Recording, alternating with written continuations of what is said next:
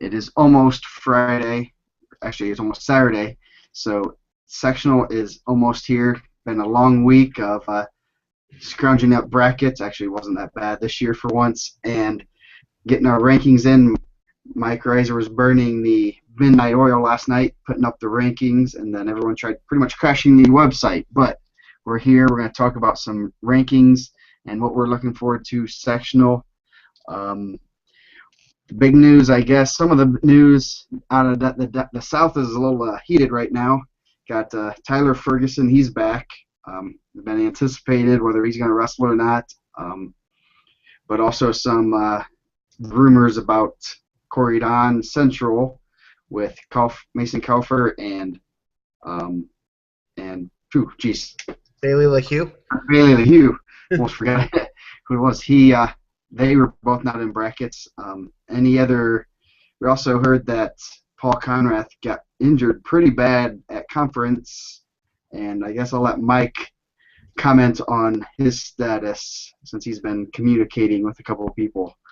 Yeah, I mean, obviously, when you get a guy like that caliber getting hurt, everyone's kind of got their ear open. And I reached out to a couple people, and at first, I think that the initial thing, everyone thought he was going to be done, but it sounds like he's going to be able to go.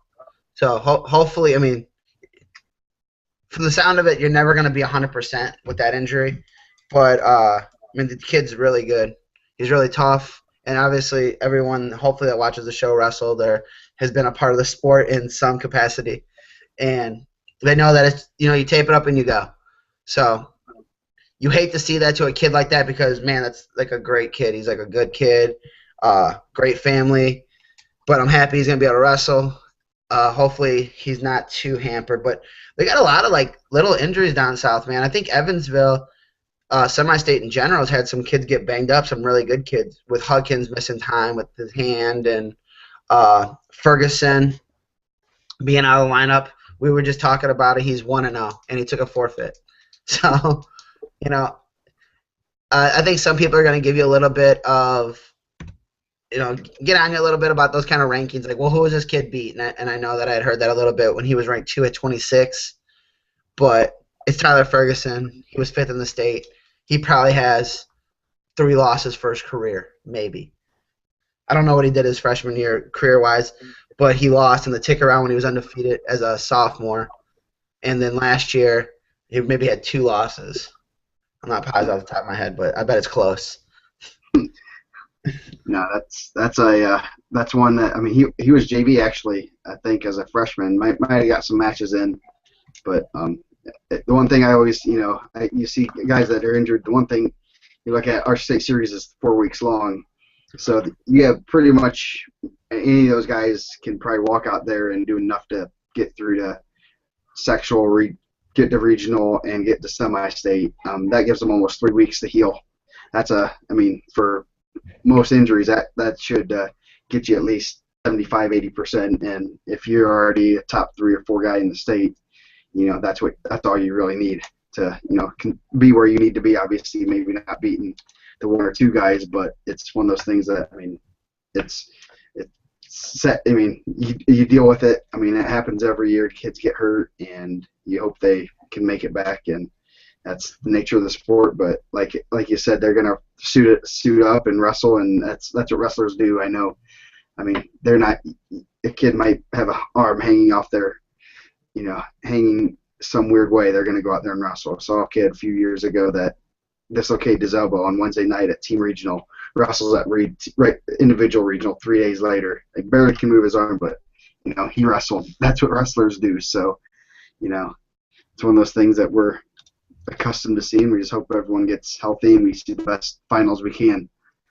And the thing with Conrath and being in the leg area, you've seen some guys wrestle banged up before. I know I heard, there was a rumor going around that Forte had a banged up knee and that Jay Franco from Jimtown's knee was messed up. A couple years ago, Courtney Berry made it to the finals with the torn ACL, lost to Slaga, went that Monday and had knee surgery. So, it's not unheard of. It's not an unheard of thing.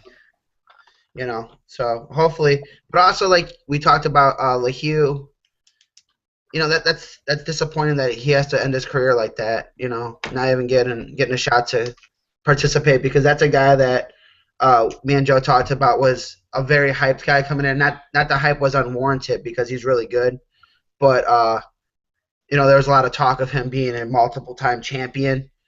And I think last year he was banged up, and I think he's dealt with some shoulder injuries his whole career, which is terrible.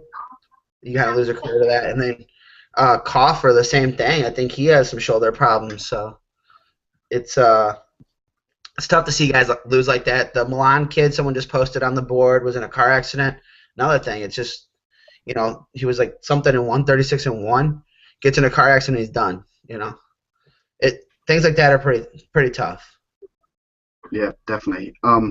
Speaking of the rankings, what are the big changes that you saw? I know, probably the top five-ish probably didn't change very much this week in most weights. Any big changes? Big weight movement? Any surprising weight movements? I guess. That's the thing we're looking for. We're waiting for those brackets to be released to have like 3 or 4 sectionals you want to check first to see if so and so, the rumor's right that so and so's dropping or going up or what. One of the big changes is like moving into 20. Like we rank probably loosely. I don't want to say it's like absolutely ranked from 17 to like 25, 30, but loosely we know who the guys that we're looking at right there. And so when you lay it down and then you look at it, it's different. So we moved it to 20 this week. And this is the final one, so we won't do any adjusting. So what you guys see is hopefully what we see at the state finals, and everyone tells me how smart I am. That's a joke. That's just a joke. 20.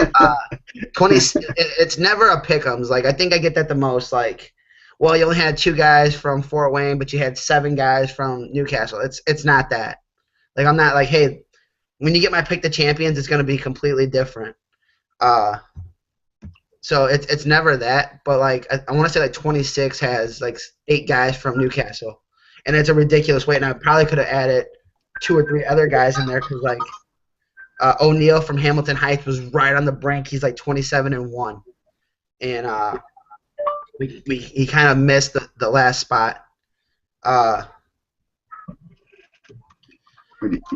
only put 19 there? No. We ended up going with John Hunting. I ended up putting a returning state qualifier in that last spot, John Hunting. Yeah. Not that O'Neal's not good, because he is good. He had a lot of success this summer, and obviously my boy Gary Myers is doing work at Hamilton Heights. He sent me a message, an email Sunday, I think, and told me that David Bryan's the state champ at 106, and I love the confidence. I think he has 1 loss. He has some good wins at 13. Hopefully, he does well.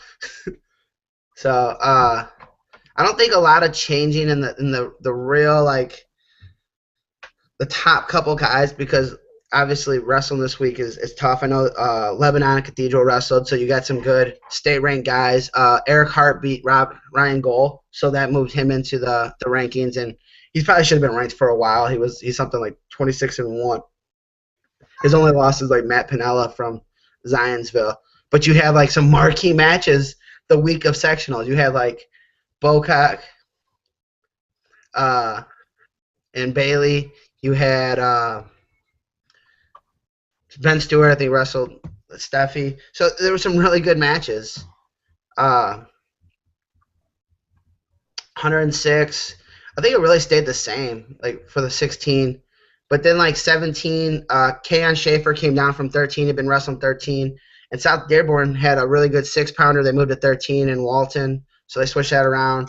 Murphy from Warren Central is back in. Jeffrey Davis, Fort Wayne guy, had some good wins. He beat Wyatt Miller, who was undefeated, gave him his first loss. He's been around. He's taken some losses from some tough guys. He's a junior. He snuck in there. And then Wyatt Miller at 20. So I think like the 17 through 20 is really we got a lot of change at, and I think that's some guys that we really weren't talking about a lot, but like right on the brink. And if you sat down and talked to me, I would say, yeah, these guys are right there. And 13 was a weight we could have ranked 30 kids, because that's a really good weight. a really deep weight class. They're really good. They're all really good. Yeah, when you see Mason Mendez with 7 losses, I think, in there. I mean, he has some good losses and some good wins, but it's one of those things that he's right there and he's 20th. That's how deep that weight is. And he has a returning state qualifier sneaking in at actually 2 at 16 and 18 there. So that's pretty heavy. That I mean, how deep that weight is.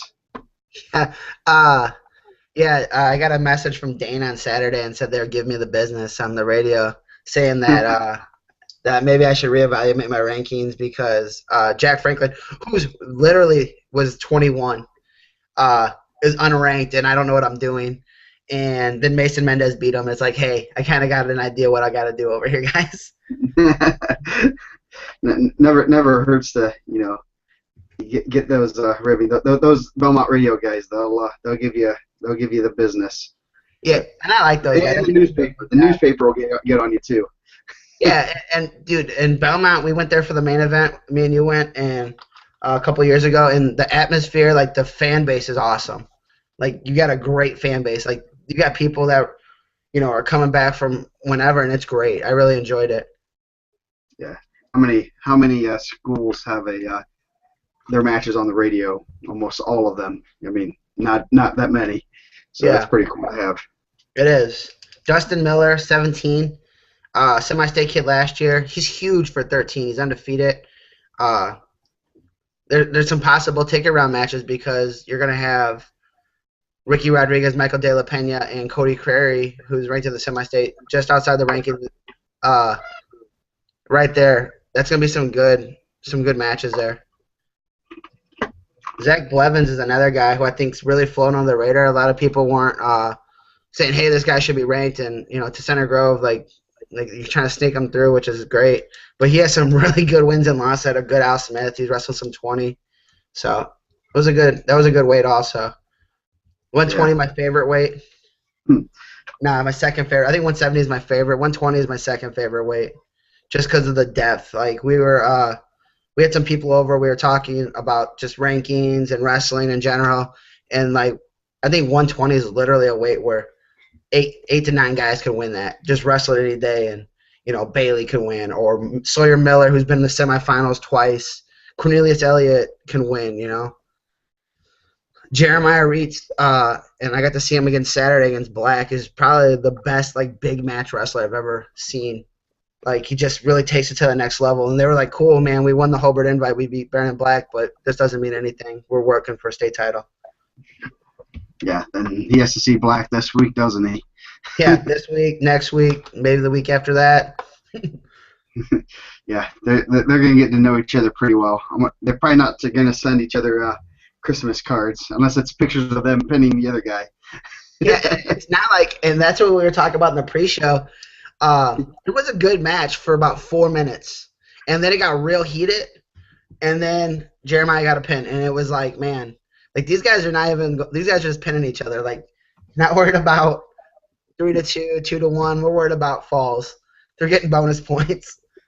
Yeah, they're definitely big in those tournaments. No, that's awesome to see those guys getting after it, and I mean, a lot of times when you see the close guys, top guys wrestle, they kind of lay back and they don't turn it on and they just wait for one opportunity. These guys are getting after it, and that's pretty cool. And it seems like Jared's wrestling with a little chip on his shoulder, and when he gets going, he's hard to stop. He's tough as nails. I mean, on his feet, and I mean that weight's going to be, man. Friday night matches are going to be crazy. Quarterfinals are going to be crazy. I mean, heck, you can even take the constellations. There will be some matches that you're going to be looking at like, wow, these two, so and so and this guy and this guy's wrestling in the quarter in the constellations. We're looking at most likely some state placers, some state semifinalists are going to be wrestling the consies on Saturday morning. Yeah. And not to talk Jeremiah up, I don't want it to be that at all. But this, I was talking to his dad a little bit, and he had a shoulder surgery, and he's there, he's still working into it. That's how good he is. It's man, this guy. I didn't pick him to win the state title last year, but man, it's hard to pick against him, man. He just steps it up at the right time, and that's a credit to the guys at RWA. I know he's close with them, and Coach Bedoy, and they got a really good staff. I think they're going to do some things if they can get it all put together. And that's kind of where so Black and Jeremiah had been like real neck and neck. If I move Jeremiah up, I move Black up. If I move Black, just kind of coming together. Then I slid Hudkins in the middle of them. So, if he's injured, but man, if you talk to anyone in, I'm not trying to plug everybody, but we talked to the Cashes and he wrestled with the High Rollers, and they said that dude was hands down like the most impressive guy. Didn't lose a match all summer, and he lost one. Lost one all summer. And they, the one tournament. Yeah, but that's pretty impressive because he went to some good tournaments and just wrecked house. And yeah, if he's even close to 100%, and like I said, he's gonna have 3 weeks to get better. As long as he keeps advancing, he's gonna be 3 more weeks. That's a lot of time to heal anything, whether it's a sprained ankle, a broken bone, anything. Danny Williams broke his leg over Christmas and was back for a state title. So wrestled one of the best Friday night matches ever. Yes. Well, then you start looking at some of these possible matchups. So, in a perfect world, you would say, hey, we're going to send all the semifinalists to state, and, hey, it's going to be great. But, man, if Jeremiah and Brennan wrestle at the regional, one of them can draw Hatch for a ticket round, Al Smith winner. Ferguson's going to wrestle Egley, right? That's going to be the regional. One of them can have Brock Hudkins ticket round. Yeah. On top of, there's other undefeated guys in there. As we scroll down, let me just scroll down real quick. Jake Hartman hasn't lost, returning state qualifier. Yeah, Hatch and Hartman, same regional. Yeah. So are Black and Wrights. There's be two guys that have been to state could be out just based on the draw right there. Yeah. And someone else could sneak through. But yeah, throw in any the other guys that are there. Hardesty's tough. That's a deep semi-state. And really, that's where you're looking at even Fort Wayne, because you're going to have Lorraine in there, and you got Langlo, and you got Kaufman, and you got Miller, and these guys could start matching up in some weird spots. So. Yep, Miller has he's probably a regional champ. He's going to draw, he has a two-thirds chance to draw Lorraine, Langlo, or Kaufman, whoever, second, third place out of that regional. And then you have Marcus Maisha from Elkhart Memorial, who's probably a regional champ. He has a chance to draw on those. Those are some brutal, ticket round matches. And when you have 3 in a regional, the chances of, as a regional champ, drawing them, just like last year with the Goshen regional where Miller drew Nat, there's a good chance you're going to draw somebody. We always like to joke and say that's why Fort Wayne doesn't always send the best medalists down. They leave those guys in the ticket round. Yeah. Elkhart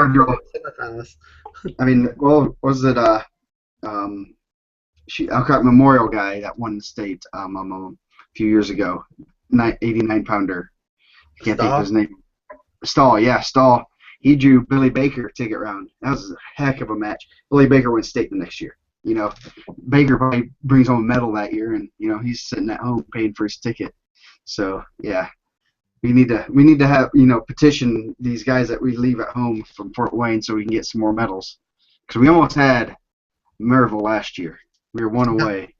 That hurts. We're gonna get you guys this year. Probably. You're gonna see a happy dance. You're gonna see an anti-region dance in the middle of that. I do get it. Joe does get it. Even at state, everyone becomes region. What? Lafayette Harrison just lost? Region going down? I'm like, that's not even close to us. Anything. Penn goes down. Oh, region goes down. Yeah.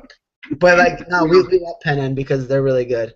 But, Isaac Gomez, that's an undefeated kid that's had a really good career. He's kind of had some injuries. And, dude, he could have, Will Egley, Tyler Ferguson. It's just a crazy weight. Yeah, definitely. This one was not hard. Eugene Stark snuck back in just to give a plug for Perry Meridian. They're 120. That's not in the lineup. Davey Clayton beat them, but Eugene Starks is still really good. But Davey Clayton just had a phenomenal year. from I don't know if you guys want to call it backup, B team, JV, whatever. Dude pinned the number 1 ranked guy at 106. Pinned the number 20 ranked guy at 120. Beat David Roth, who's on the watch list. Guy just, and I'm sure there's a ton more, and it's just like, Coach Tonti does a good job because these guys just grab guys that are gonna medal next year as a senior, and you won't even like, oh, what did you do last year? Oh, it's my JV undefeated kid. Like, oh, great. Yeah. So, yeah, 26 is Cad Red in the field. Yeah, I actually, I might have a shaved ice bet. Elliot Malloy versus the field, which I think when you take the number 1 guy in the country, I like my chances. Yeah, whoever that person is, you might, if he wants to bet anyone else, I'm on that one too. I like shaved ice. Yes, shaved ice. Yeah, that's a pretty good deal for you, I think. I'll take Torres. I'll take Red. I'll take Creary. I'll take Nanook. I'll take Johnson. I'm not afraid to ride those ponies. Man, this is and this is one of the weights where I really waffled because you're gonna get those people who are like, oh, you must be from Newcastle. You love Newcastle, which I live very far from Newcastle, but it's just a really good weight at Newcastle, and you're talking about like some of these guys are gonna be eliminated because you're gonna have a possible regional of like Joel McGee, and just a handful of guys. Like when that Perry regional gets in there, it's going to be deep because there's going to be some first-round matches of ranked guys, but they all deserve to be ranked. You can't just be like, well, I don't know if Joel McGee's going to get out, so can't rank him. No, that dude's really good. He deserves to be ranked. He definitely earned his ranking. And then you just kind of mix it up. Dalton Hare is another Perry Meridian regional guy. 2-0 or 2-1 with Nam-Uk overtime, and Nam-Uk's like the number 5 ranked guy. Yeah. Well, what's the regional has like 5 guys has Perry Meridian regional has Red, Ook, Taylor Wright, Joel McGee. They're easily top 4. I mean, you throw in Mello, who's in there too, but they're easily top 4 in the semi-state. But then you throw in a Dalton Hare from Franklin Central, who has some good wins. Lost to Wright in overtime, lost to Ook in overtime, and he's right there. He's in that same regional. There's 5 guys. There's a good kid that's going to be left home at regional. Yeah, and dude, you're talking about, and the thing that I love, and I talked to Joe about this the other day, is like when you're scrolling down, we have so many results at it that like, you get to see like how these kids are kind of trading losses. So you're like, well, how did Joel McGee get to be number 9? He has a win over Greathouse. He has 2 wins over Pruitt. He lost to Alex Johnson, beat Brandon Truver, who's ranked. He's beat Ook, or he lost to Ook tight. He beat Gunsit, but also lost to Gunsit. He beat Skaggs, who was at 126 at one point, and now he's back at 13. The results in this are crazy. Yeah, we have 1,200 results in the system right now, so there's a lot of stuff, and it's way more than we ever had before. I mean, usually every guy would have 5 or 6. Now we're having, 5 or 6 is low. If you have, a lot of these kids are having like 10. I mean, that minimum is 5 or 6 for most of them, unless they've been out most of the season. So you got some good kids. I mean, up and down that. I mean, just looking at 126 is, there's some good kids. I mean, out of Fort Wayne, Owen Doster. His dad was a professional athlete, so he's probably a pretty good athlete. So yeah, Gunsit, Weimer, JD Greathouse Nugget, and it's not even like the kids that aren't ranked, like a Kobe, Kobe Rapel, who's really good. We looked at your conference the other day, and it was like, man, you guys got like 5 or 6 guys that could be ranked right here. Drake Rhodes, that you said, man, he has 10 losses, but they're all good losses. He has a loss. Drake Rhodes has like almost a 500 record, and I would almost bet 5 of his losses are ranked kids or guys that are right outside the rankings. It's tough, man. It's tough. He's 5th in our conference. He was 5th out of 8. So you add 4, like we're adding 4 to all these weights, and then you sneak 2 state qualifiers in. Well, these guys, we'll sneak them in. Tristan Dombrowski was a semi-state runner-up last year at Maryville. John Hunting got his first loss at Al Smith, only had like 3 losses last year. We'll sneak these guys in. Yeah, that's another good Uh, weight. Skylar Collins, another Newcastle guy. Got to see him Saturday against Torres. Wrestled tough. He only has 3 losses. It's Torres, Malloy, and Malloy. There's nothing wrong with that. No. So 132, Lee Knapp. That was one of those rumor weights too. Like there was still that rumor floating that Nick Lee was going to go 38 and kind of mix it up with James and Cash. So Yeah. and you know Mater Day was one of the last guys to turn the bracket in. So everyone's kind of like, oh, what's going on? And he stayed at 32. Yeah. Well, that's that was one that we were looking forward to see if that would happen. You know, as a fan, I would definitely love to see it happen. I mean, that'd been pretty fun. Maybe we can have some kind of a catch weight uh, match. You can Yeah. drop everyone down to 135 or something. Drop You to know, 135. I mean, I don't know. Maybe I'm crazy, but I think this B Lee Nick Lee should be pretty good. I'm excited to see that. Yeah. Brayton wrestles extremely well, and I know Nick's not on here, so he can't be like, "Oh, Nick, what do you think about your own guy?" But man, just he wrestles a lot like Chad Red, and I think that he does a lot of. Really, obviously, he's undefeated. He has wins over Chastain, a medalist. He has a win over Connor Knapp, a semifinalist, and Evan Eldred, a Fargo All-American. He's pretty Yeah. good. No, yeah, definitely. And now going in there, he's tough too. I mean, you can't overlook him. I mean, he can. I mean, him and Lee was probably not as close as a score, at least from what the people said. But I mean, that's the first time they wrestled. You can easily make up the difference. He has a couple of good partners to wrestle with, some good coaching. So I mean, he could easily be under the lights too if he wrestles like he's capable of. And then you throw in McKinney. Luckily, the top four are all separate semi-states. Or actually, no, I guess Lee and both Lees are out down south. So you got to Yeah, throw in the region's lacking there at 32. So you guys got to get those boys going. yeah. They're getting there. They're toughing each other up. Uh, But then you kind of run into that like same thing here with the Newcastle thing, and not to be like, oh, like, well, Newcastle's the toughest semi-state, and they've done really well. But like you're gonna have Matt McKinney, and then Chastain and Eldred are coming out of the same regional. Like, hope that's not a matchup you're gonna have. Nick Ellis and regional.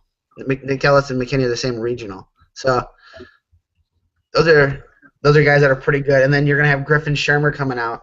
So That's out of the south, yeah. yeah, the South, but like that could be a Friday night. You're talking maybe like a Friday night of Evan Eldred, Griffin Shermer, or Alice could draw him too. He has. I mean, the Ellis and McKinney loser could draw him Chastain. And there's two regionals that could be matching up right there. So Jordan Napier, another one of the Perry guys that was an undefeated JV guy, beat a ranked kid last year, a kid that was like a top 10 ranked kid, and number 9, and he's going to be in the same region as Nick Ellis and McKinney. mm-hmm. I don't even want to. I'm anticipating those. I mean, you're always looking forward to those semi-state brackets, but then you just want to cringe when you see those matches that you see where you have good guys wrestling each other. Sage Coy in the rankings, best wrestler to never wrestle a sectional match yet. Hopefully he doesn't jinx him and he wrestles this year. He's tough as nails. Just haven't seen him wrestle in the state series. Yeah, knock on wood, because he's had some really tough luck. I mean, I don't know. Missing weight's not really a luck thing. He missed weight as a freshman, but he broke his arm. He's had some bad breaks. How about that? Yeah, it should be. I mean, he's one that I'm kind of curious to see how he does through the state series. This will be his first full season.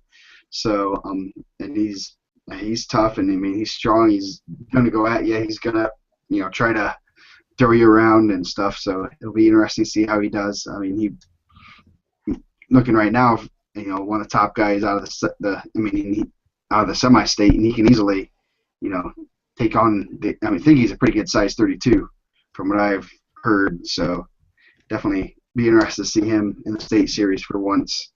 He's wrestled some 52 this year. I'm sure he's not small. Yeah. Devin Childers is probably one of the thicker 32s in the state. That's no joke, from Tippecanoe Valley. Like, that dude put together. And I was shocked that he was 32 because I think I was going to put him at 45. But dude's fit. Yeah, he's about 5 foot tall though too. Yeah, he's short and stocky. He's pretty good. I mean, he has some tight matches. And Stevenson might be the kid with the most losses that's right. I think he has 10 losses right now. But man, he's really good too. I think he's always right there. And Yorktown wrestles a lot of really, really good guys, and it's not just from Indiana, but they wrestle all over. So they're gonna, their 10 losses are like other guys' 4 losses, if that Yeah. makes sense. Plus, they're going to they bump their kids around a lot, so it's kind of hard to tell. I mean, they're up weights a lot of times. So I mean, I think he wrestled a little bit of 45 this year, so he's been up weights and taking losses when he's probably weighing in at 35, 38. So those kinds of things you play into rankings and in everything that you're looking at, especially for kids like that. Yeah. And then like 16 through 20, Swarzma had a good Connorsville. He beat Maddox. Maddox beat Laughlin. Laughlin and Daniel Olson are right on the outside. It's hard, and Laughlin's a returning state qualifier. It's hard to mix those guys up because those are trading losses, and then you got Maddox has a win over Laughlin. Tyler Joseph sneaks back in. Tyler Joseph, like one of the more up and down guys on the season, because look at you got a loss to Donaldson at the Tri-Off 15-0, and I was shocked because I thought it was going to be like maybe a 5-0 because Donaldson's good. And then you go 6-5, 3-2 with Donaldson. Now you look at the result from the Tri-Off, it's like maybe it was off, or maybe like he's just getting coached up because I think they got really good coaches. If you didn't see the Wednesday article, read it. It's really good. So 38 be one of the fun ones to watch with James and Cash are coming out of the same semi-state. They're going to see each other. Clarence Johnson's up from 132, right? Yep, yeah. He was wrestling 32, and they kind of bumped their lineup around, and he's a returning medalist. Now he's 4th over there. He's good, man. I that was like the guy. That's one of the guys I like to remind Joe about because last year we were going through the preseason magazine. He's like, "Hey, who is this kid from Maryville? I've never heard of him." I was like, "Don't worry, man. I seen him. He's really good. He was a JV guy. He had some eligibility problems, and then he medaled last year. He only has the 1 loss this year to McKinney. I don't know. 32, you got Bealey and Nick Lee. 38, you got Tommy Cash, Brandon James, Jolie. They're all tough, so that's an interesting weight. Yeah. Then you have Laughlin from Yorktown, Timberman, who's tough, Iker, who's undefeated right now, Quentin Harris. And Keegan Stansberry, both undefeated too. Nice. So you got Brandon James, who's undefeated. Jolie's only lost to Brandon James. Tommy Cash has only lost to Brandon James. Clarence Johnson, 1 loss. Todd Rank undefeated. Keegan Stansberry undefeated. Brad Laughlin, who I would say is probably the Fort Wayne champ. I don't know. You never know. Timmerman's got 1 loss to, or he has 3 losses to Lee twice, and then Stansberry. Eichert's undefeated. This is a deep weight. This is a real deep weight. This is a deep weight at the semi-state when I was ranking. Nathan Boggs from South Dearborn has 1 loss. There's 2 losses on here. Todd Rank in overtime, which they said was an awesome match. They said they were going back and forth, throwing each other 16-13. When you almost score 30 points, that's always going to be a great match. Yeah. Now there's some, and you throw in Chad's boy T-Rod, Tristan Rodriguez, who has some good wins. He beat Franco Heckathorn, Clayton Moore, who was a qualifier last year. One we don't have on there, he beat Cody Widner from Twin Lakes. Jay Franco, I heard he's wrestling banged up. Always really tough. Gave Davis a good match in the finals. Al Smith, Castleberry, and Clayton Moore returning state qualifiers. You're number 20. That just tells you the depth of the weight. Yeah. I think you have 1 loss. 45. Hey, we're getting through there. Guvac, McCormick sneaks into number 2 after a couple weeks, and then Bam Lawrence. Good weight, really solid weight there. Yeah, I got a little bit of the business. I talked to some of the Portage guys and gave me the business. How do you drop Bam? He lost 9-1. McCormick's undefeated. hopefully use this motivation. It's nothing personal. Obviously, I think Bam's great. I was the one trying to sing his praises on here all year last year. He's an Indiana Matt Gorilla. If you wrestle for us, we always rank you really high. That's not true. Well, usually you're pretty good. Evan Smiley is a guy I think that gets forgot about because he didn't make it down last year. Qualified as a sophomore.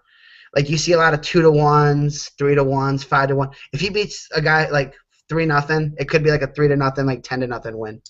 He's just very good, very doesn't get out of position. Him and Kovac would probably be a really good match. Yeah. Then after that, you got 145 is the weight where we've been talking that it kind of drops off, but there's been about 5 to 8 guys that are not wrestling, various reasons, injuries, disciplinary action, stuff like that. But there's some really good guys that dropped off this year at this weight that kind of, after the top 4 or 5, it really kind of goes down because of the lack of the depth. I mean, that's one of our weights that we haven't had the depth that we have at most of the other weights, especially for a middleweight.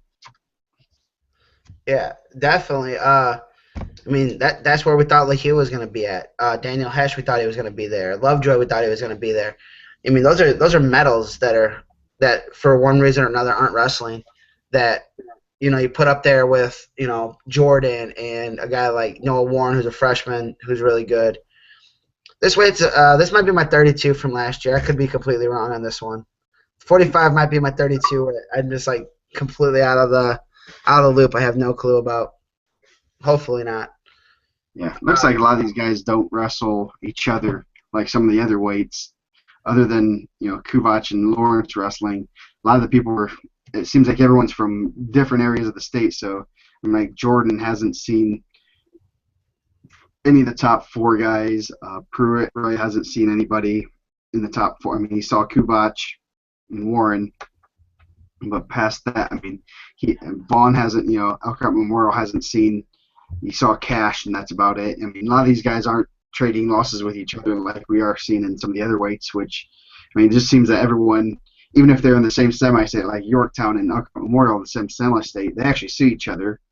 They didn't wrestle, but they're far enough away that, they're not going to see each other, unlike, some of the other weights that we see guys trading losses or at least seeing each other, so that it can help with your rankings a little bit. I mean, we have just everywhere guys from all sorts of different areas that don't get to see each other. Yeah, and we saw some guys with some better records, and you kind of look at what they did. That's just one of those weights. I feel like a lot of different stuff could happen, and people are like, "What happened at 45?" I'd be like, "It's a good weight. It's a toss-up." Yeah. 52. Forte looked really good Saturday.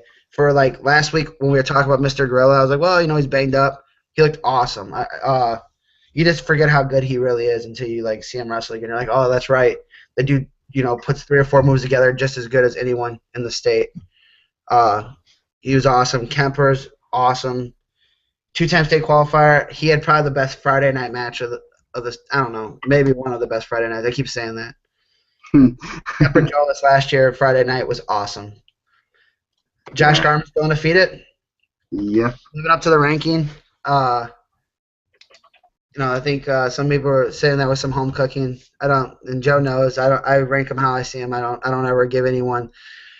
Well, let's Joe's guy. I'll put him in there. It's nothing like that. Josh Garman, because some guys were kind of giving me a hard time. Josh Garman beat C.J. Damler. C.J. Damler, coming into the season, was the only guy outside of Forte that was returning qualifier medalist at that weight.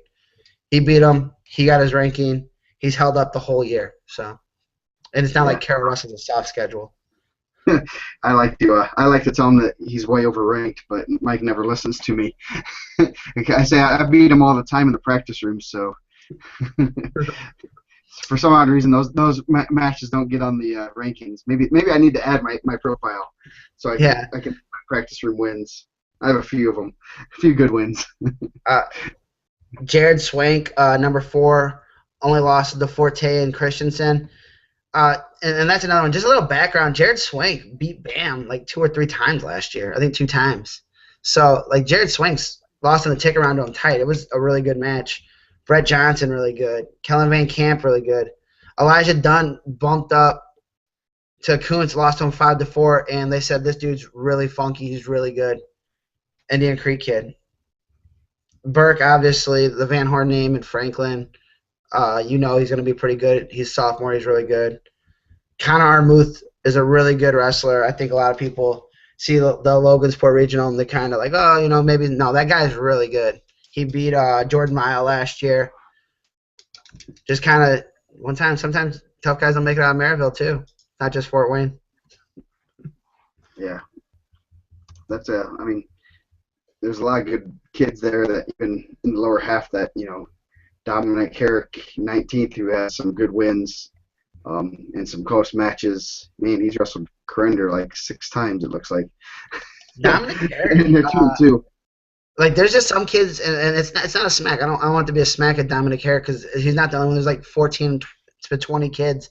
Or like a measuring stick kid. Like, you see that kid's really good. He's really tough. And then you see how they kind of stack up. So he's not like – it's like, well, Dominic Herrick's wrestled Garmin. He's wrestled, Mitch Lehman. He's wrestled Brett Johnson a bunch. Kariner, who's been ranked. Gibson, who's ranked now. Mason Miranda – or not Mason, but Marcus Miranda, who is ranked. So you see all these guys, and it's like, man, like, he's wrestled everybody. He's wrestled guys from Fort Wayne, Maryville, Newcastle, Evansville. He's wrestled all over, and that says a lot to what Warren Central does as a program. And yeah. He's scrappy, man. He's a real scrappy kid. Yeah. So moving on up, 60, Kuntz, Hughes, Scherg, Sopko, Gonzalez, Helm, man. And we were talking about this before. There's going to be a death draw, and you never want to see it, but Sopko drops down. He's going to have to have. He has if he wins regional, he's going to could get one or two of these guys, Drew Hughes, Scherg, or Dodson. They're going to draw. They have a 2/3 chance of drawing one of those guys. So, yeah. Ugh. And I haven't been shy about saying it. It's a weird thing for me because he's going to win the Calumet Regional at both weights, and probably could do it the same day. He's really good, but like you're taking away a for sure thing. Like outside of Mamalenti, who I don't see losing at Maryville in a regional, you're gonna have a for sure draw. Now you're kind of giving yourself a little bit of a question mark. Darden Scherg, we just said, had 10 losses for his career, 2-time semifinals. He's under the lights last year. Adam Dotson, I think, is one of the more underrated guys in the state. Like, him and Kenny Hughes were ridiculously good matches. Kenny Hughes, Scotty Sopko was a fall. Like, that's a big, strong kid that doesn't stop from John Glennon. From John Glennon, they're not posting a ton of results. You're not getting a lot of Adam Dotson. He took Parker Fritz and beat him 13-6 and let him up 6 times. So he's undefeated. Drew's undefeated. Darden's undefeated. Kuntz is undefeated. Gonzalez is undefeated. I don't know. I thought Scotty was, it's a feast or famine. Let's say he beats Darden, gets to the semi-state finals. He's under the lights with Drew possibly. Maybe, I don't know. I'm getting the card ahead of the thing. Or maybe Darden beats Drew, and then Drew and Sopko tick around, which that's crazy. I don't know. I just that's more my area, so I get to see those guys, and I didn't understand the cut. Nah, that's he's always been. He's been 70 the last 2 years, so I guess it's what the coaches and kids decide. I hope he's a great kid. He's a nice kid. He was a gorilla last year. I hope that he gets the 1 and 3 draw, that he doesn't draw those guys, and all 4 of those guys make it out. Keep your fingers crossed that there's a 33% chance that he doesn't draw one of those guys and makes it through, and we get to see all 4 of those guys in the semis. And as we talk about like those weights, and I think Parker Fritz, he's a returning state qualifier, is a step under those guys, but he's a returning state qualifier. Denzel Prentice, and we talked about that one. I guess we'll call it the confident episode of this. It was like 3 weeks ago. That dude is so slick on his feet. Like, if he gets the ball rolling on someone, he's super ducking kids and, like, getting there but not finishing. Like, you know how athletic you have to be to hit, like, a good super duck? Like, this dude is out here killing. I don't know. I think Scotty's a really nice kid. I got to give him the OW at the Harvest Classic. I don't know. I just don't understand really the cut when you had a for sure thing and you were 2-1 with Dylan Liddy at Folkstyle State, and you beat Dylan Jackson, and you know 70. I think 70 was a good spot for him. Yeah. Speaking of 70, he just didn't want to be in the fun because this way it's going to be fun. I mean, yeah, this one's going to be fun. Lighty, Harvey, Miletti, Jackson's returning state champ, 5th. Yeah. That's how deep that weight is. Scott Sopko cutting down made this my favorite weight a little less, but this is still my favorite weight on the season. And your sixth guy lost 2-1 to the number 1 guy. Yeah, don't sleep on Cameron Jones because he's really good. And then your number 7 guy pinned the guy that's number 3, right? Dylan Jackson, number 3. Yeah. Yep. Number 4. Yeah. And Cameron Nuckos lost to Dylan Jackson 3-1, beat a 3rd placer from Ohio at Connorsville. Yeah. Oh, they just got a Triple Crown freshman in there. Yeah. There's a freshman that's and then you have a 2-time state qualifier at 11. I mean don't count on a modern day kid. I don't care whether they're 1st or 4th out there. Semi-state, don't count them out. Yeah, and then you got Hunter Mote, who's an undefeated sophomore or junior. Isaac James, who ran for 1,000 touchdowns. I kind of kept it rolling there, but not that it falls off, but these guys are still pretty good. Isaac James is a super athletic kid. Tanner Young is Triple B trained. What are you gonna say? Kill him. Yeah, Triple B taught him all those stalling tactics as a heavyweight. I know he's watching too, so I have to throw that out. I'm probably gonna get a text in about 2 seconds. Actually, we'll see what the delay is. Nick Ritchie, 6'4", Cameron Jones, 8'2" with Jackson, 3'0" with. And this is a really good weight, man. Just top to bottom, a really good weight. Yeah, and I mean, I know Luganville. He's funky. He's tall, lanky, funky. He'll be a bad matchup for. I mean, he gave Dylan Jackson a good match. He actually beat him, so he can wrestle. I mean, if he matches, he's just that weird, funky type that he gets on a roll, and you aren't ready for that kind of style. It'll be a battle, and you get into a battle. He almost had Bates beat last year in the first round state last year. He won that ultimate overtime, match, and I mean it was back and forth. It was a great match. So I mean it's one of those things. He could have been on the podium last year. Yeah, and this is gonna be possibly nothing's ever guaranteed. This is possibly his 3rd trip. And then at the bottom, you kind of get some guys that are I don't want to say like legacy guys. Spencer Eric, obviously, his brother Matt is at IU or was at IU. He's really good, and he's had some good wins and losses. James Malone, his brother, was a champ. He was also at IU, who was really good. 82. 82 is one of those weights too. We talked about it before. Hinkle coming down. That's just a really good dude. Osborne, Hinkle, Davidson.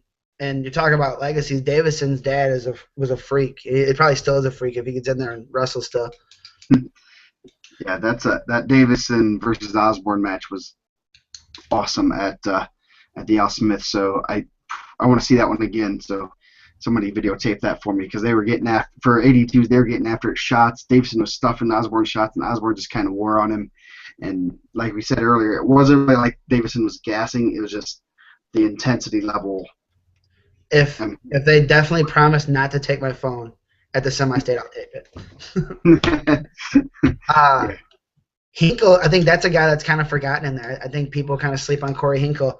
He had some really good matches with Blake last year. Connorsville was one. Yeah. State semifinals was another. Those were great matches.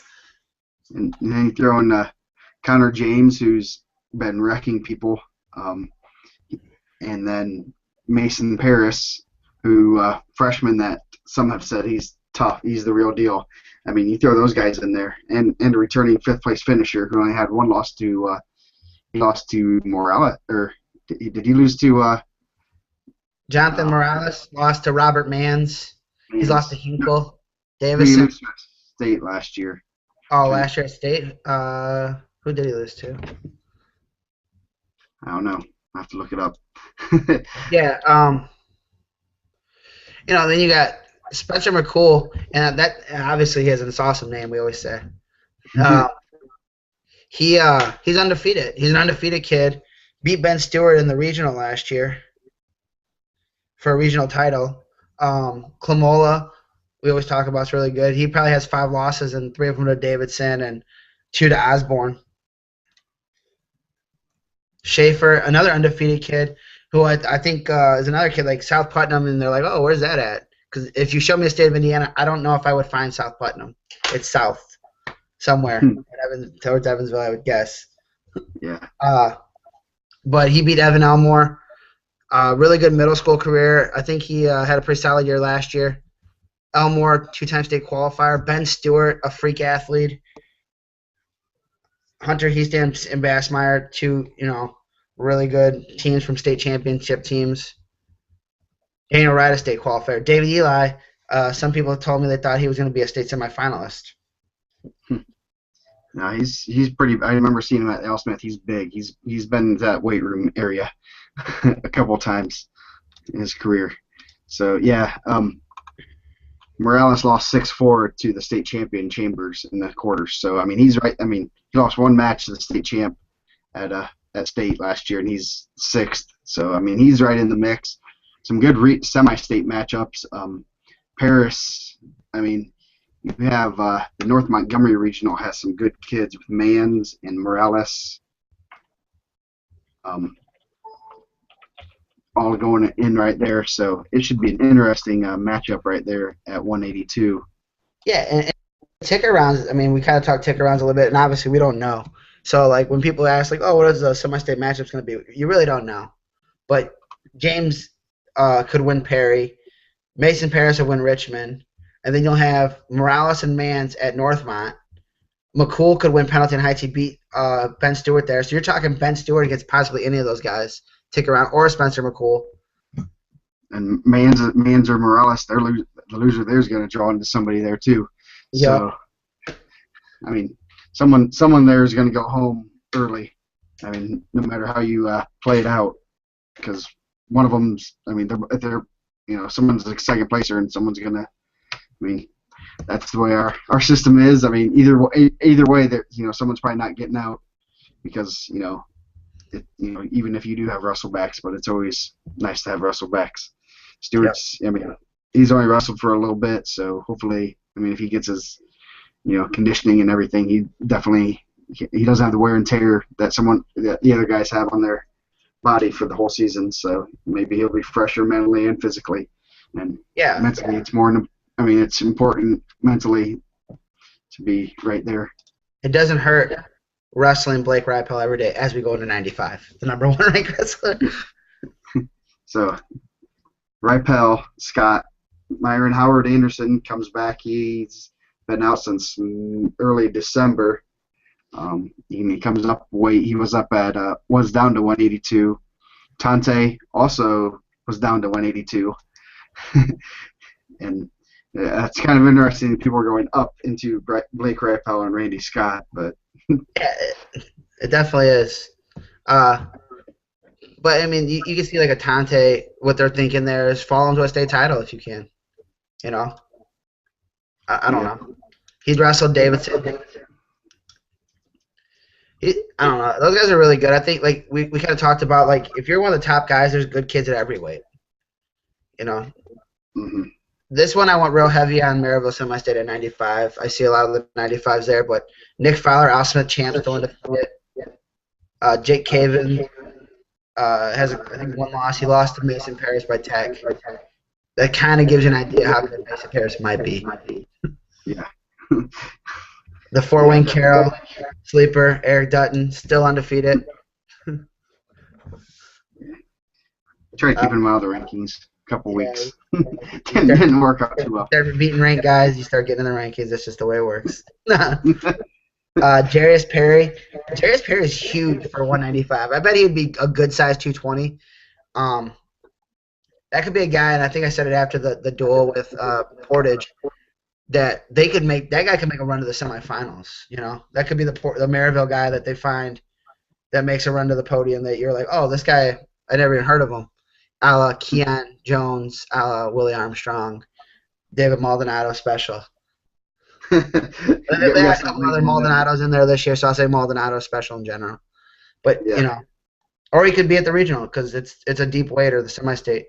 Hedrick, a returning regional champ, ticket rounder. Scott Fuller got in there, really good record, Zionsville kid. No notables, was number 1 seed ahead of Sam Hipple. Adam Lytle, Tecumseh, kind of sleeping on some results, but he's an undefeated guy. Justin Stone had some good wins and losses.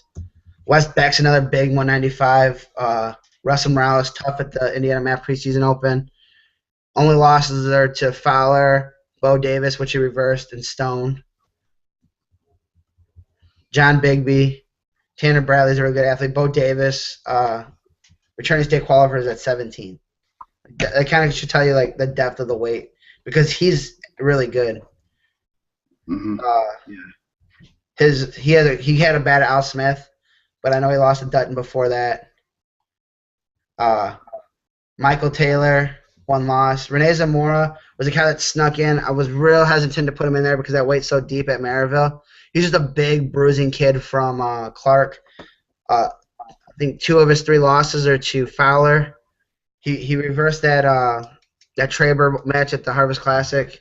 But him and Fowler at the county were just like 2 big, strong kids going at it. And that kid's a bruiser, man. I think that guy could be a sleeper at the ticket round if someone's sleeping and you kind of get a kid that maybe a 4 over a 1. I don't know.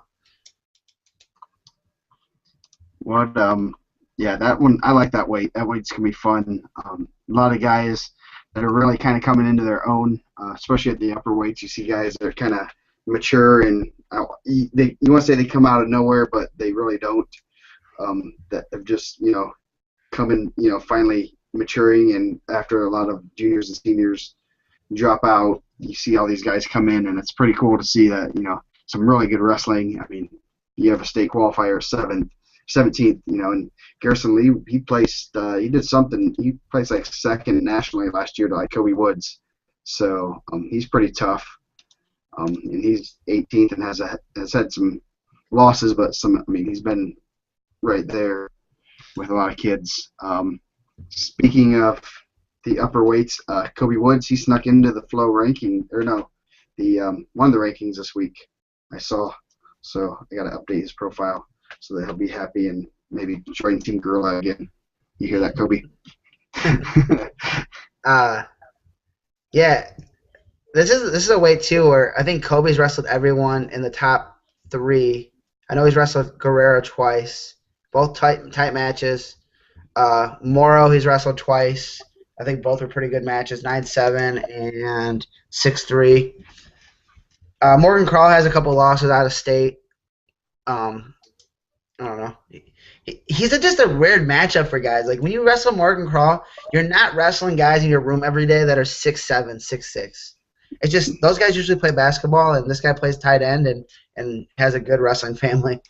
Yeah, I want to see him and Guerrero wrestle. That's just my dream matchup right there. It's actually one him and cover a Morgan Crawl in football. I don't know. I interrupted you, but if like you're a linebacker and you're built like every linebacker high school kid that's like maybe 6 foot, and they're like, hey, cover this 6'6" guy.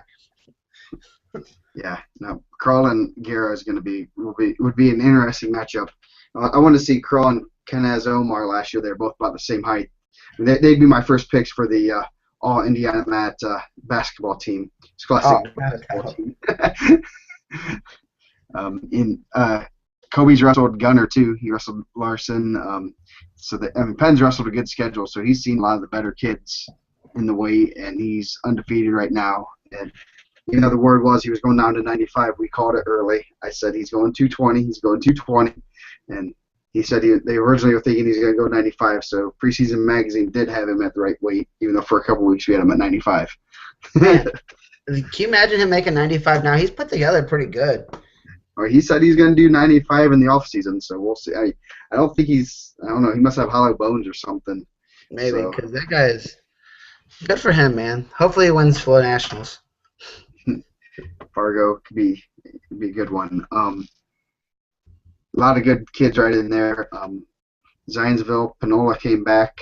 It looks like, Yeah, or no? Yeah, and he's he did. actually really good, but I know he's banged up. He won Folkstyle State with Cavassier Moro in there. Beat Seth Meyers. So he dropped a little bit because I think he was a top 10 guy before he got injured. And giving it a go, which is good. That's what you want to see. Mhm. Eric Hart slips in, only lost to Panola 3-2. Has some decent wins. LaTerrence Kyles was a heavyweight semi-state kid. I don't know. Hook and half is like one of my favorite posts on the board. Like, cause he just like puts these matches up there, and I read them. I'm like, man, it feels like you're there. And I liked his 220 breakdown of him and Wildman. Like, you get this defensive end, and you get his like perfect matchup with his quarterback. It was really good. So Yeah. goal. The freshman Curtis Wildman's in there, or Wilderman, 16. You know, I'm guessing he's an athlete. They said he's a quarterback. Modern day is usually pretty good at football. He's at 220. His family name, I know they've got at least one state title. Yeah, that's a good family name. Plus, if you're starting at quarterback for Modern Day as a freshman, you're an athlete. They Yeah. were in the state finals, so you don't see many. I don't care what size school you are, you don't see many freshmen starting at quarterback or No. freshmen starting in any positions. And if you are, you're pretty good. So I know we had a quarterback that was a 171 pounder a couple of years ago. Actually, wrestled heavyweight for a year, his sophomore year. So it's one of those things that it's pretty cool to see. Usually the quarterbacks are the prima donnas and they play basketball, but it's good to see them on the wrestling mat. That's where they should be. You know, Uh, and that, just to go with that a little bit more, you always hear people like, yeah, they're a private school, they can recruit, but like they're not recruiting the same names every single year. I think that's what people miss. Like there's always Wilderman or a Weinzaffel or a Clem, a Boots. It's like they're not recruiting guys. They actually have a lot of family and they go in there and they're all really good. yes, the family tree in Evansville doesn't go very far. They just keep reproducing and producing good wrestlers. So on to the big guys. Last but not least, Streck Oglesby. That hasn't changed all season. No, um, and Heavyweight, I'd be surprised if it changed. That's one of those ones you hope they kind of get on the opposite sides of the bracket. That's not a semifinal.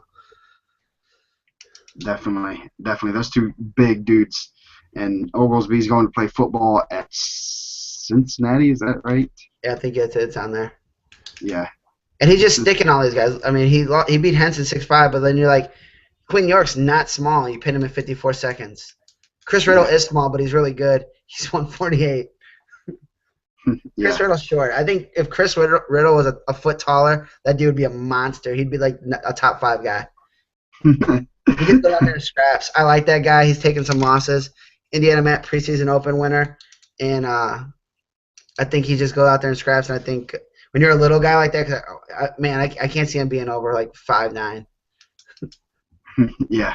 No, he scraps. He gets after it. He's not afraid to. That's what you want out of anybody, especially a heavyweight. Though he'll get after it and not afraid to mix it up. And he Past has that, tough matches in his room because their backup kid, I think he's at 229, Blake Sojel, or however you say that, like Scojl. That kid's yeah, tough too. So you had to like be tough to get in that lineup, and then you got to go out there and wrestle a tough schedule. yeah, I mean, a lot hasn't changed.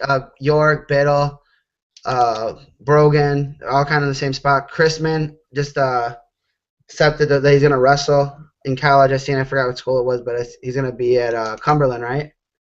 yes, yeah, Colby Mout from Scottsburg was a guy that was missed some matches early. We actually threw a shout out on here. Someone got back to us real quick. He's back in at 10. I think he took a loss already, but he was like 3-2 in the ticket round last year with Dejani, the Bloomington South kid. So they said he's huge. it was Gavin Jolly Little, I think, wasn't it? I'm not sure, but I thought it was Gus Dejani, like 3-2. But they said that kid's huge, which maybe is. I don't know. I've never seen him.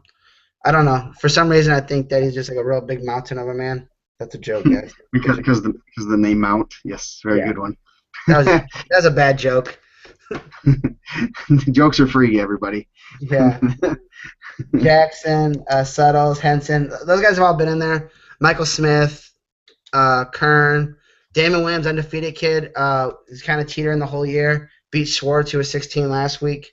Came from behind. So Bishop Lore's making a return to the rankings here. Isaiah Yes. Schultz, Lake Station. That kid's put together. He's like 30-1. My guy Chris Riddle and Isaiah Ballenbacher. Adam Central getting some love in the rankings. Yep. Hunter Bates almost snuck in there at 45 too. The 1A state champs getting some love. You're right about Kobe Mount. I was wrong. you got criteria. Jolly Little did win 3-2. It was just against Shroopy. Yeah. Shroopy. That's the Jolly Little special, right? The 3-2. Yeah, ultimate 3-2 double tiebreaker. overtime. Yes. That has to be his brother. That's like a 160, right? His name is freshman. His name's like Dylan Jolly Little. Yes. He's a little littler, and he's more jolly. Less jolly, more little. Yeah, nice. That's a good joke. Yes. Yeah. Chris Riddle's been like in and out of the rankings. I think he started off ranked and then lost some early on. He's in. Isaiah Schultz, if I'm putting together like a heavyweight, that's the kind of guy you're trying to put together. But he's gonna go out there and try to throw you. So if you don't get thrown, did we lose the Columbia City kid still in there, right? Or did I leave him off? I don't know. Did you? I haven't. I shouldn't have. Maybe I forgot him. He should be in here.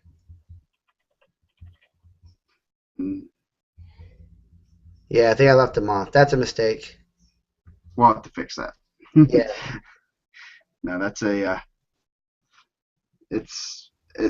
was looking at Fort Wayne wise for heavyweight, and that's going to be an interesting weight because I think there are a lot of guys that wrestled real close, and I'm looking forward to that weight. It's going to be all about draws. Even at draws for our regional, I think there's two different guys coming out of each of our sectionals. You have two of the traditional heavyweights coming out of Carroll, and then you have Schwartz and Damon Williams, who are athletic, fast. They like to push the action type heavyweights. So it's an interesting matchup for regional wise for the heavyweight because we have that clash of the heavyweight styles. So definitely that Williams had some under the radar kind of been. I have some secret informants that I kind of have been keeping my eye on him. So definitely one to watch in the future, or the rest of this year, especially because he is a smaller heavyweight. Yeah, and I think Fort Wayne actually has about 8 or 9 guys that are pretty good because you're still missing. I mean, Drew Cummings should be on there, and that's actually a mistake. So if Columbia City's watching, I know Chad's probably going to give me a hard time, Columbia City guy. Nah. You're still going to have Amos, the Prairie Heights guy. Dax Heenstand could be a matchup. Yeah, he's a smaller guy also. He's wrestling all over. And, sometimes that works to your advantage, but sometimes it doesn't. I'm sure big guys are not getting legged a lot, and sometimes little guys aren't getting big guys laying on top of them. So Ben did say Jolly Little versus Mount was regional. So I was half right. So who sent that in? Dustin Bentz. He's been texting me. He's putting in his rankings right now, I think. So he does a good job. Triple B does a really good job in a sim. I think all the guys do a good job. Blue Monster, great job this year, man. Really stepped up for us. Definitely, that's I would dread doing the Evansville semi-state because it's the lower half of the state. That's what it is. Mm-hmm. It's like for the region for Newcastle and for the other 3 semi-states, it's a lot less area to cover, and I can't imagine doing Evansville when you have west side of Indy and then the lower half of the state, which is extremely hard to do because they don't see each other that much. I mean, Franklin doesn't get down to Franklin does go to Mater Dei, but you don't see a lot of Brownsburg, Staysmore, Indy area, things like that. So it's hard to rank those guys when they don't wrestle even their semi-state opponents that much. And I think that we don't always give, like, not that we don't, because I'm always thankful because I love doing this and I love being a part of the wrestling community. But sometimes fans I think give a hard time. But man, those guys put a lot of work in. Howie Cotty stepping up and doing the semi-state rankings for Newcastle. That was great. Chastain helped out starting off. That was really good because I was worried because I thought Zach did a really good job. I don't say he was the best because I think Merritt was always the best, but Zach did a good job and Joe does a good job. Howie did a good job this year. Triple B always does a great job. I like his breakdowns at the end. His terrible draws. It's entertaining and you don't get to see a lot of that. And he's coaching and it's good to hear that and say thanks. Yeah, yesterday they're terrible. Terrible. I don't say it as good as Charles Barkley, but I read it like that. You read it in your Charles Barkley voice. Yeah. And that's one of the cool things, and that's kind of the thing I think the show does a really good job of is you get to kind of see some of the people behind the scenes. Like, and before I might just look like a weird guy sitting by myself at wrestling meets. Now I'm scouting guys for rankings allegedly. Yeah. So with that said, what's sectional week? Exciting week. Thank you, IHSA, for putting everything on Track Wrestling and releasing the brackets. I know some of them were set for like Saturday at 10 o'clock. Like, I can't wait that long. So, and there's a couple of people, Mark Durham and Pat Culp, who kind of helped facilitate that. So that was nice of them, and they released them all at the same time. So pretty much slowed down the website. I think I fixed that though today. So if you guys notice anything not working, tell me, because I know there were some things like the front page not working. But I think I figured out what's our problem with the rankings. Too many people hitting the rankings, which isn't a problem. But I just like to, thank you guys for viewing the rankings. It's good that, with the new site, we've seen some things change. So hopefully everything's going faster now, because in a week, regional weekend, is people are going to be crazy on the website looking for brackets for semi-state and our death draws.